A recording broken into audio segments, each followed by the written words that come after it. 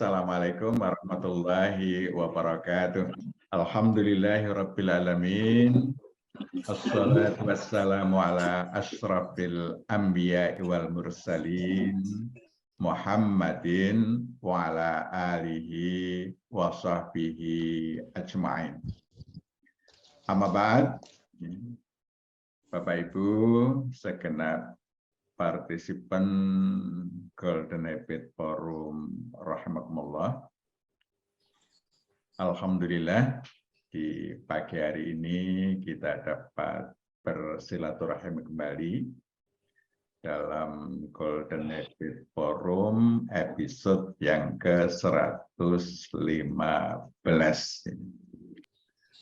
Topik kita kali ini adalah tentang menata aktivitas sesuai ritme biologis. Ini ritme biologis ini adalah anugerah Allah yang diberikan kepada kita.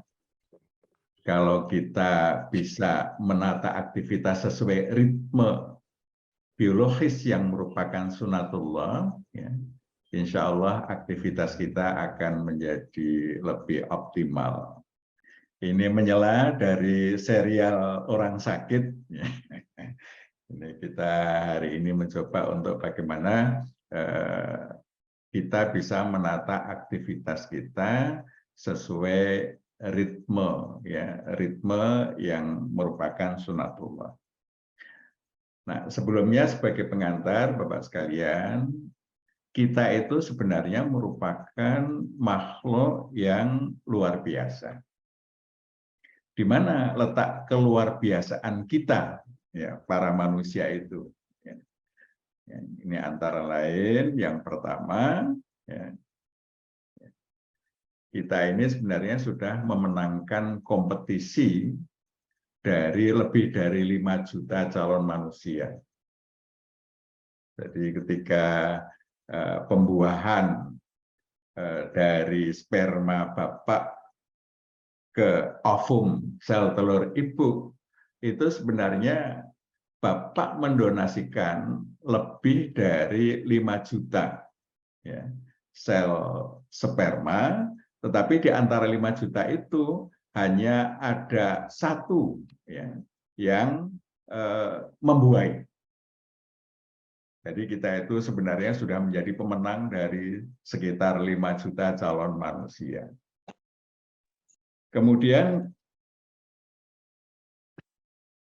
kelebihan yang lain, ya, struktur tubuh kita, ya, itu paling istimewa di antara makhluk-makhluk Allah yang lain. Jadi kita punya struktur tubuh yang bisa digunakan untuk melakukan berbagai macam jenis aktivitas, ya, dengan variasi yang jumlahnya bisa sampai jutaan. Yang lain kita punya pikiran, ya, yang luar biasa, dan kita juga punya gen atau DNA yang merupakan blueprint kehidupan kita. Ya. Ini gen DNA itu semua potensi manusia itu sudah tersimpan atau sudah ada di dalam DNA kita, yang itu bisa kita manfaatkan secara optimal sehingga kita bisa menjadi apa saja dengan memanfaatkan potensi yang sudah Allah berikan kepada kita. Nah, DNA kita itu tersusun dari lebih 3 miliar huruf kimia dalam untai-untai dengan berat hanya 1/200 miliar gram. Masya Allah, ya. Jadi DNA satu manusia itu kalau ditimbang itu beratnya hanya 1/200 miliar gram. Nah, Bapak Ibu sekalian, 1 gram saja kita pegang nggak terasa, ya, beratnya. Apalagi 1/200 miliar, ini menjadi lebih tidak terasa. Sehingga kalau penduduk bumi itu DNA-nya ditimbang, itu hanya seberat sebutir beras. Itu sudah mencakup semua potensi manusia yang ada di bumi ini. Dan potensi sekaligus catatan-catatan ya tentang semua yang dilakukan oleh manusia itu semuanya terekam di dalam DNA kita. Sehingga kalau Allah akan memindahkan manusia itu dari dunia ke alam yang lain, ya, maka itu hanya seperti memindahkan sebutir beras, ya, sehingga itu sangat mudah sekali. Itu catatan tentang manusia semuanya sudah ada semua di situ. Ya. Nah, Bapak Ibu sekalian, nah, seseorang itu kurang lebih ada 600 triliun gen. Ya. Ini sementara yang aktif baru sekitar 5-10%. Sehingga sebenarnya manusia itu masih punya potensi yang kita tidak tahu sampai sebatas mana. Potensinya sangat luar biasa sekali. Dan kita memiliki gen positif dan negatif ya, yang dilengkapi dengan tombol nyala padam. Ya. Nah, tombol ini dipengaruhi cara berpikir kita. Tombol nyala padam ini untuk memilih kita akan melakukan perbuatan baik atau buruk itu dengan menekan tombol nyala padam tadi.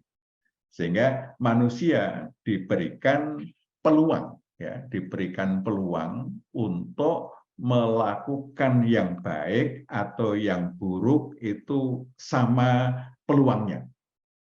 Sehingga manusia bisa baik luar biasa, bisa buruk luar biasa, sepenuhnya adalah pilihan untuk mengaktifkan gen yang positif atau gen negatif. Jadi Bapak-Ibu sekalian, kita menjadi baik atau tidak, itu adalah pilihan. Nah,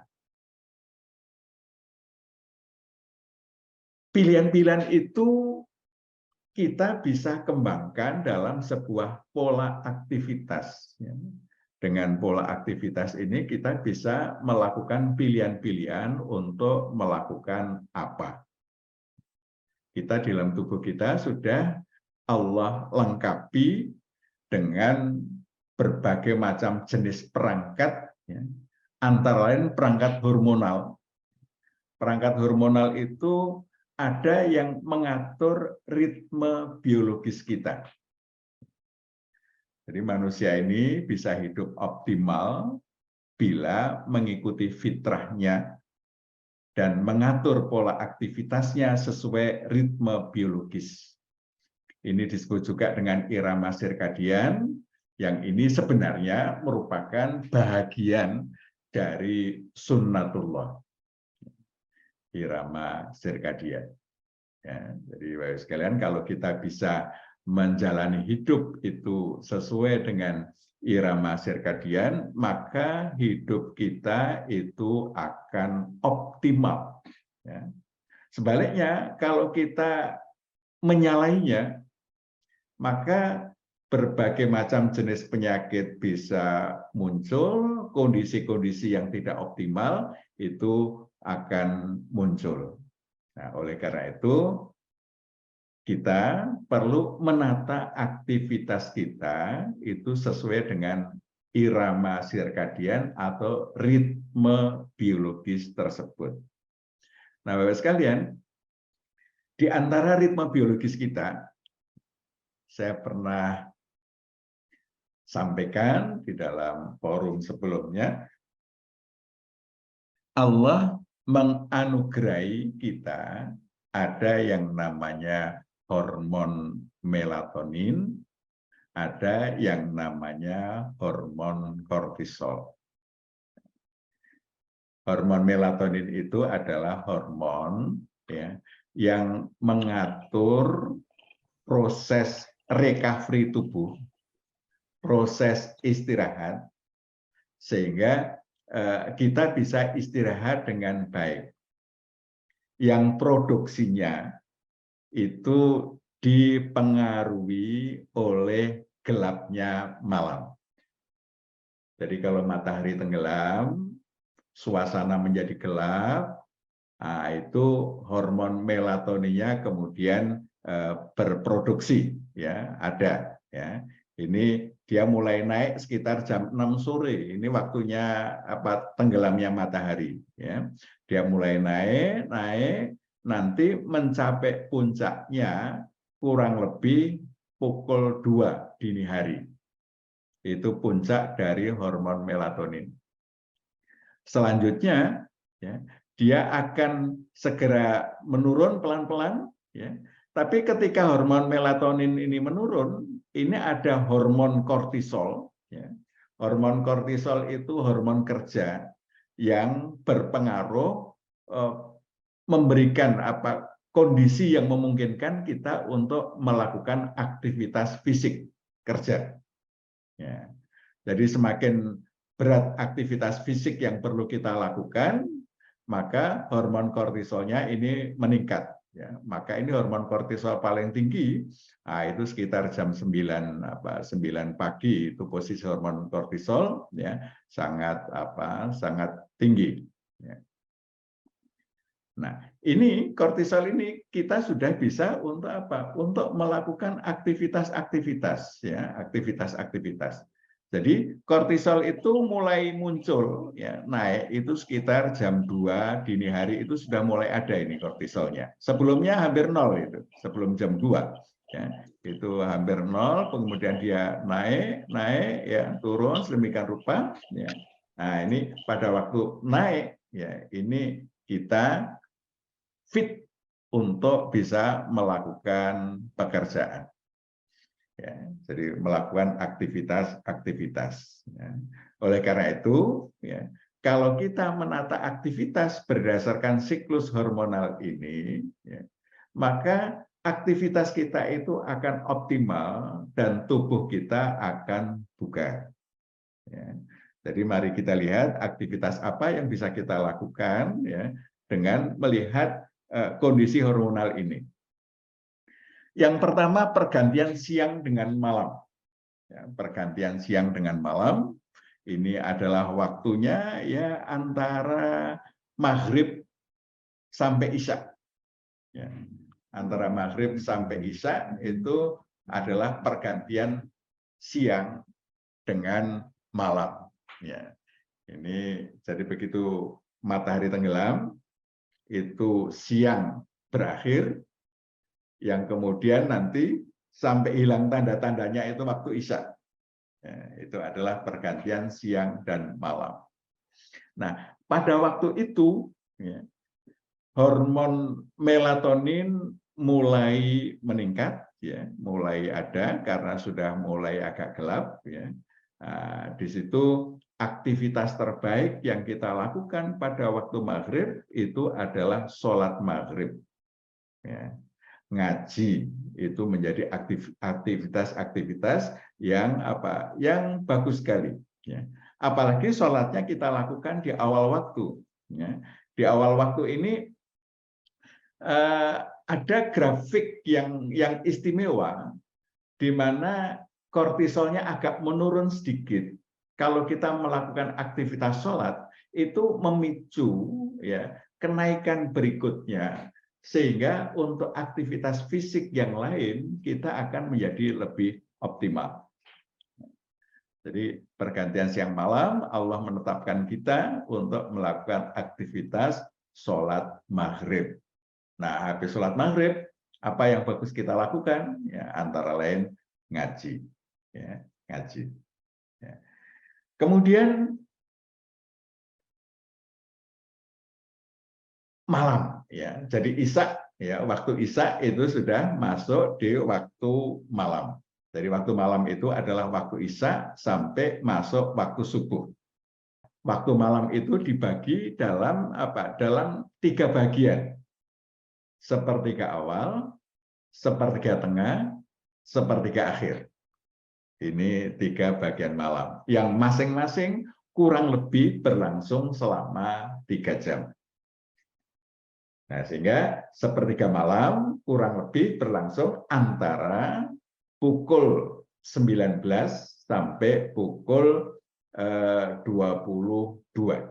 ya, atau pukul 7 sampai pukul 10 malam. Ini sepertiga malam awal. Ya.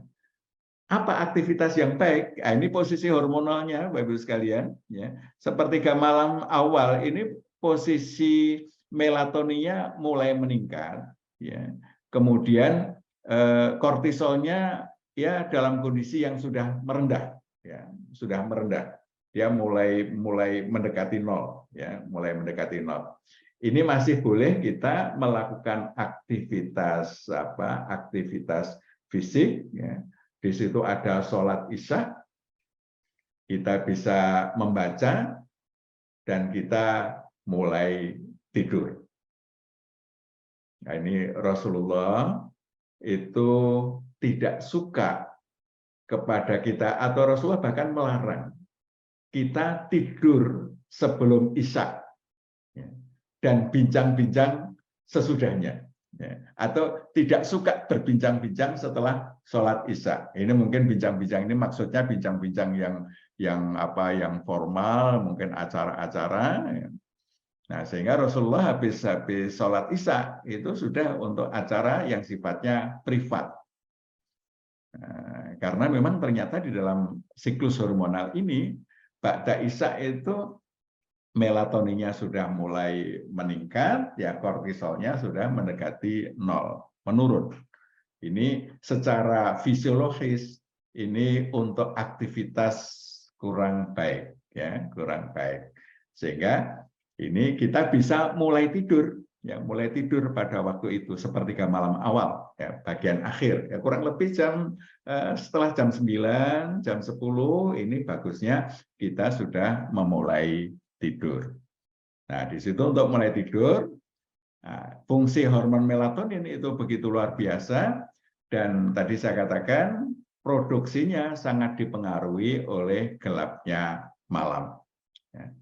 Nah, sehingga kita baru menyadari kalau Rasulullah itu menuntunkan kita kalau tidur mematikan lampu, ternyata dengan mematikan lampu itu produksi hormon melatoninnya menjadi optimal, bagus sekali.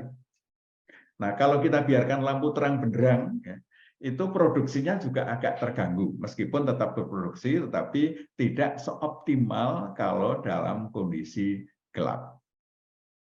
Nah, sehingga bagusnya memang kita mengikuti Rasulullah, ya, mematikan lampu supaya apa? Supaya istirahat kita menjadi optimal.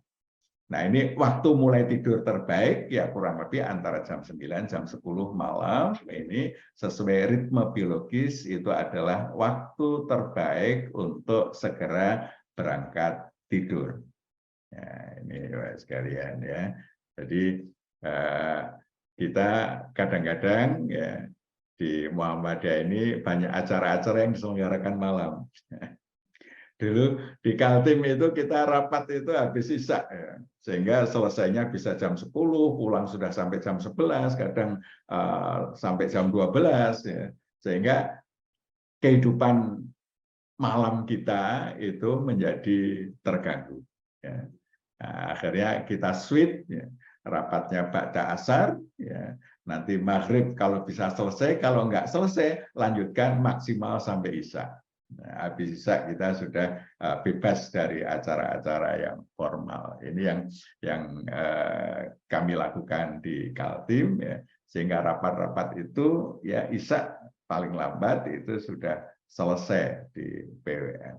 Nah, kita bisa mulai tidur sehingga tidur kita menjadi optimal. Nah, selanjutnya Bapak sekalian, sepertiga malam tengah. Jadi kurang lebih jam 10 sampai jam 1 malam, ya, itu tidak ada aktivitas yang lebih baik dari tidur. Jadi sepertiga malam tengah itu aktivitas terbaik adalah tidur. Tidak ada yang lebih baik. Kecuali Bapak Ibu yang mungkin melaksanakan tugas membantu umat, misalnya yang di rumah sakit, yang dinas di rumah sakit, nah ini ada jadwalnya untuk dinas malam, ini adalah tugas menolong orang dengan mengorbankan ritme tidur. Ya. Tetapi pihak rumah sakit juga tidak boleh semena-mena menugaskan malam terus. Ya. Jadi malam itu biasanya kalau di rumah sakit malam 2 hari, nanti dikasih istirahat 2 hari. Nah, nanti selanjutnya pagi 2 hari, sore 2 hari, ya malam 2 hari, libur 2 hari, sehingga tidak mengganggu kesehatan. Ini beberapa waktu yang lalu saya mengikuti acara forum dekan Fakultas Kedokteran, ada presentasi yang menarik sekalian, yakni penelitian yang dilakukan pada para dokter yang biasa kerjanya malam. Artinya menjadi kebiasaan tiap malam itu jadwal operasinya selalu dilakukan malam, ya. Prakteknya sampai malam, lanjut kemudian di rumah sakit operasi dan lain sebagainya. Ya. Nah, itu ternyata ya, dari penelitian itu terjadi kerusakan DNA yang cukup serius. Ini menarik, ya, bahwa sesungguhnya malam Allah menciptakan itu litaskunu agar kalian bisa istirahat, ya. Dan siang itu litabtaghu min fadlillah, untuk mencari karunia Allah. Nah, ini siang. Ya. Jadi Allah sudah membuat waktu itu peruntukannya masing-masing. Sehingga yang seharusnya istirahat kita gunakan untuk aktivitas, jangan digunakan sepanjang hidup. Jadi kita gunakan sesekali, karena ini adalah tugas-tugas kemanusiaan yang saya yakin ini bernilai jihad. Oleh karena itu, ya sekalian, ini kita manfaatkan sepertiga malam tengah itu adalah bagian kita untuk tidur, untuk melakukan recovery. Selanjutnya, sepertiga malam akhir. Ini sepertiga malam akhir ini, ya, Allah Subhanahu wa Ta'ala memerintahkan kita, ya ayyuhal muzammil qumil laila illa qalila. Wahai orang yang berselimut, ya, bangunlah di waktu malam kecuali sedikit. Nah, ini kita diminta untuk bangun. Bangun itu artinya kita sudah tidur. Nah, dan ini berdasarkan beberapa hadis Nabi, waktu terbaik untuk bangun malam itu adalah sepertiga akhir malam. Jadi waktunya kurang lebih ya antara pukul 2 sampai ya subuh. Itu adalah waktu terbaik untuk bangun. Nah, kalau kita jam 10 sudah berangkat tidur atau setengah 10 sudah berangkat tidur, berarti jam 2 itu kita sudah 4,5 jam kurang lebih, ya, kita tidur. Nah, 4,5 jam ini sudah cukup untuk kebutuhan recovery tubuh kita. Jadi satu siklus tidur itu kurang lebih berlangsung selama 90 menit kurang lebih. Nah, kalau kita 4,5 jam berarti sudah 3 siklus lengkap, ya, kita tidur. Sebenarnya itu sudah cukup untuk kebutuhan recovery tubuh kita. Nah, di sepertiga malam akhir ini posisinya Bapak Ibu sekalian, ini melatoninnya mulai turun. Ya. Ketika melatonin mulai turun, ini sebenarnya proses istirahat sudah bisa diselesaikan. Ya. Artinya kita sudah bisa bangun. Ini posisinya kurang lebih jam 2. Melatonin mulai turun. Nah, kortisol mulai naik, itu kita bisa beraktivitas. Ini saatnya kita bangun. Allah sudah membekali kita dengan hormon kortisol. Dengan bekal hormon kortisol ini aktivitas. Kortisolnya masih tidak terlalu tinggi. Nah, ini aktivitasnya ya jangan terlalu berat. Nah, aktivitasnya Yang diperintahkan Allah itu warattilil Qur'ana tartila. Bacalah Quran dengan tartil, ya. Kemudian wa minal laili fatahajjat bihi nafilatan lak. Ya. Dan di antara waktu malam bertahajudlah kalian sebagai amal nawafil. Nah, ini waktu terbaiknya adalah ketika melatoninnya ini sudah mulai, grafiknya sudah menurun, ya, kortisolnya sudah mulai meningkat, sehingga aktivitas ini bagus sekali, fisiknya sudah di backup, sementara aktivitas pikirnya dengan melatonin masih tinggi itu akan membawakan aktivitas pikir kita itu menjadi lebih baik. Ya. Asyaddu wat'an wa aqwamu qila. Ya. Jadi lebih berkesan bacaan kita, ya, itu waktu-waktu yang prima. Sehingga Bapak Ibu sekalian, ini waktunya kita bangun untuk membangun fondasi kehidupan kita dengan kedekatan kepada Allah. Nah, ini saat-saat, ya, yang luar biasa yang seharusnya kita dalam keadaan terjaga. Jangan sampai kita justru saat yang istimewa ini kita tertidur atau kita masih tidur. Ini saat istimewa.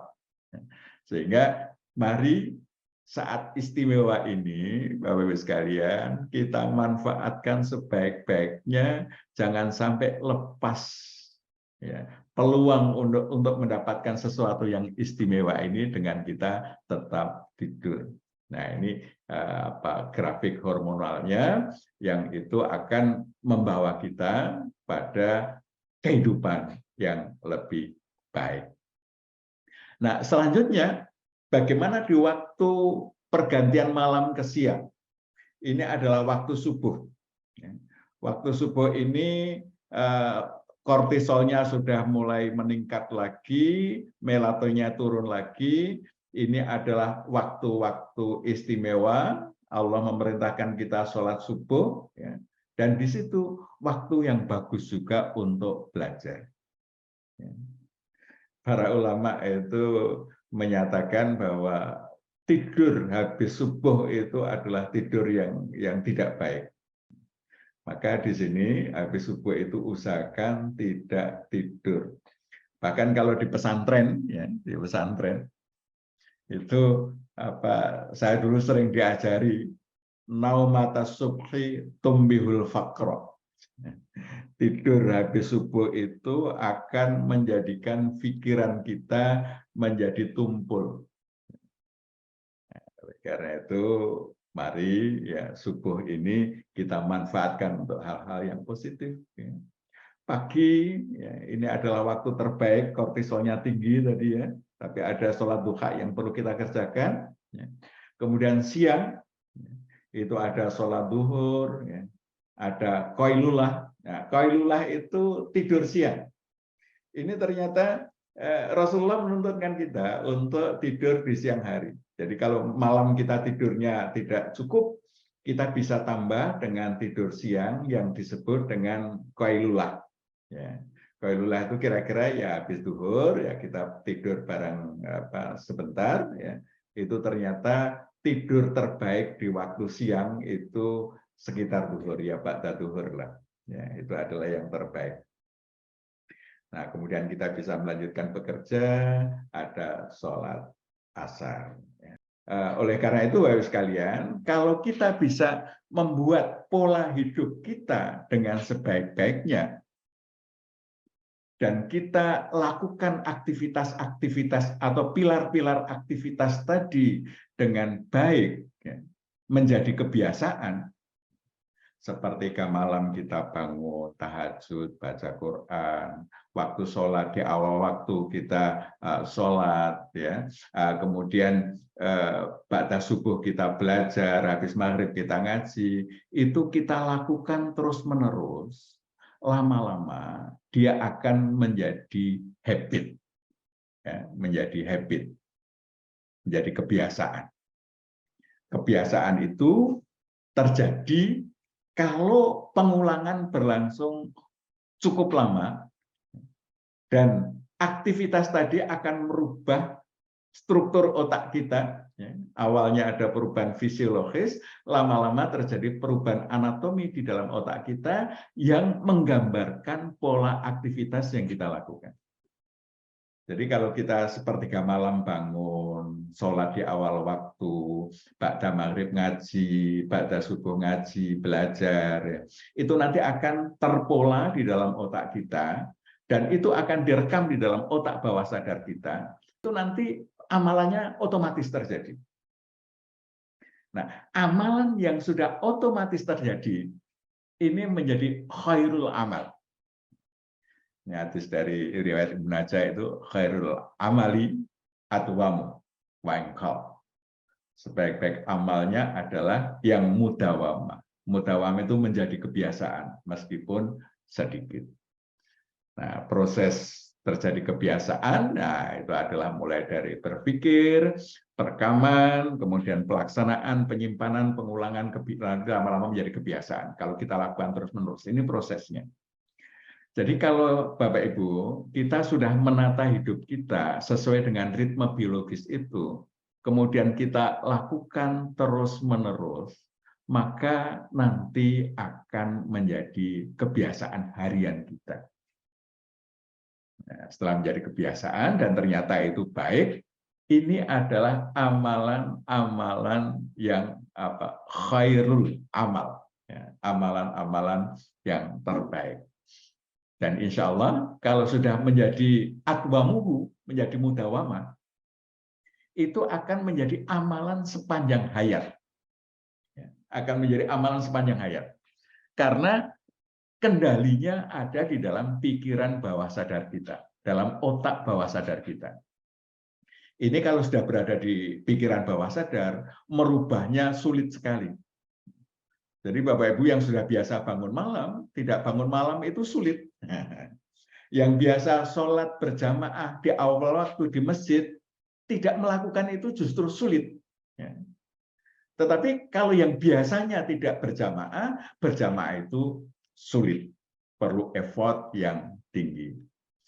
Oleh karena itu, ya Bapak Ibu sekalian, marilah ya, kita membangun habit berdasarkan ritme biologis kita, kita tata waktu harian kita sebaik-baiknya, sehingga dengan menata ya, kegiatan kita sesuai ritme biologis, maka hari-hari ya, amalia-amalia kita itu akan menjadi amalia-amalia yang baik.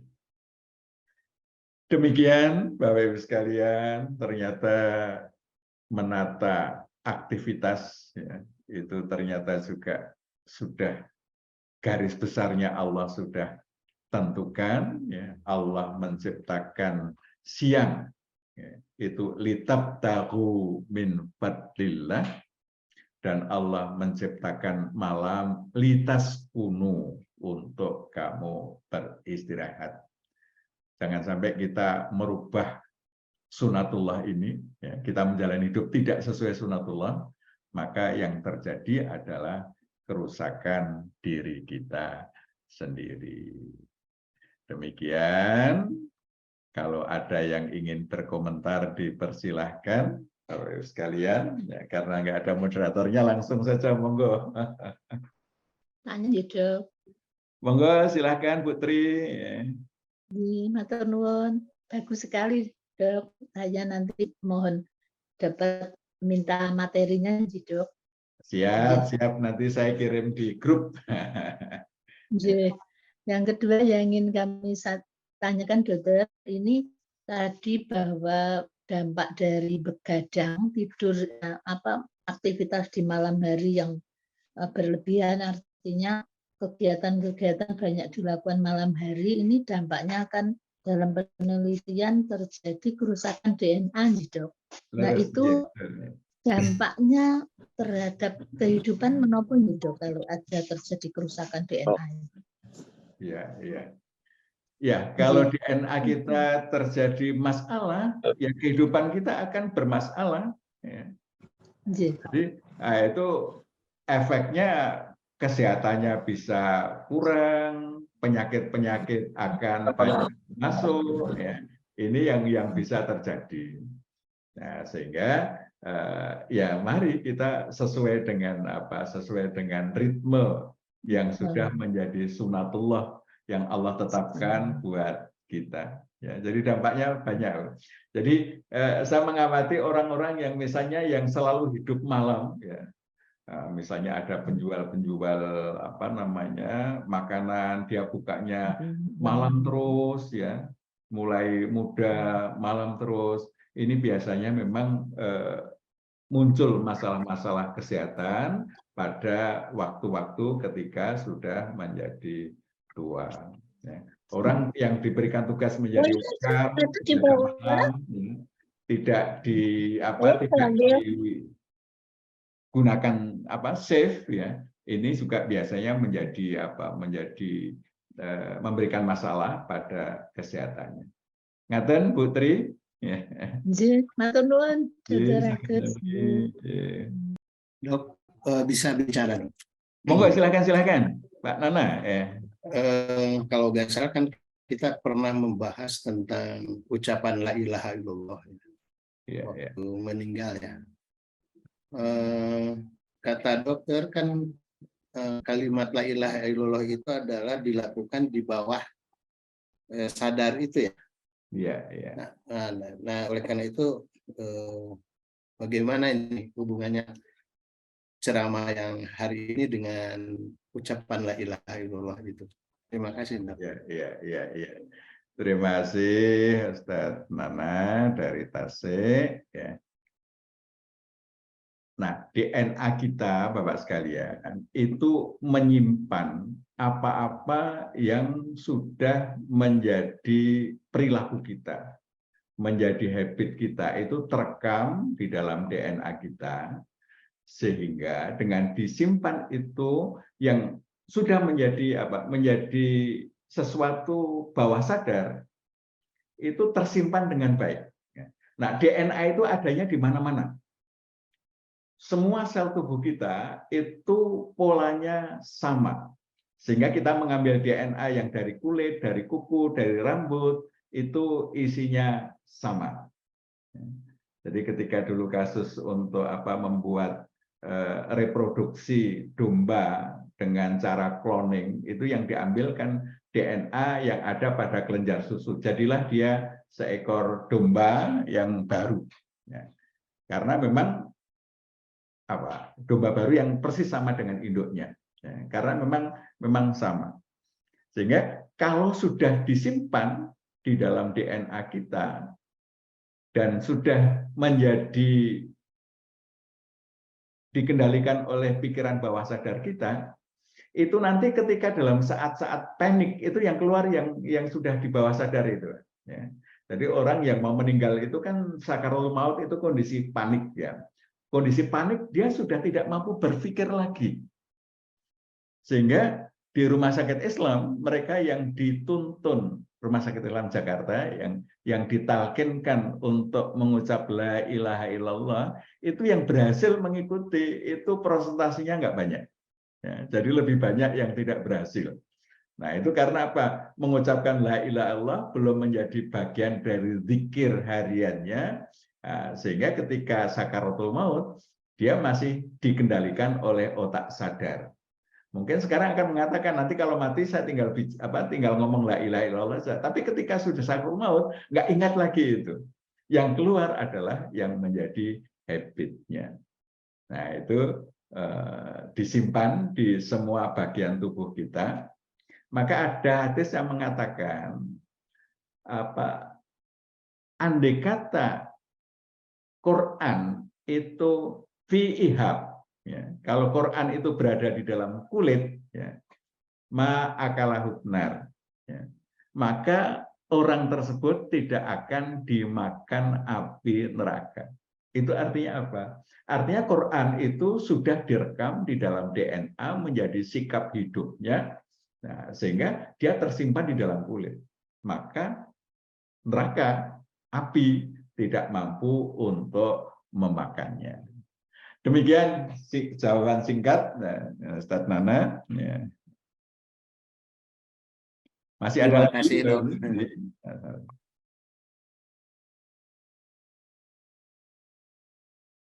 Dok, kalau orang kafir itu katanya kalau dilemparkan ke laut dia ngomongnya oh God. Nah itu bagaimana?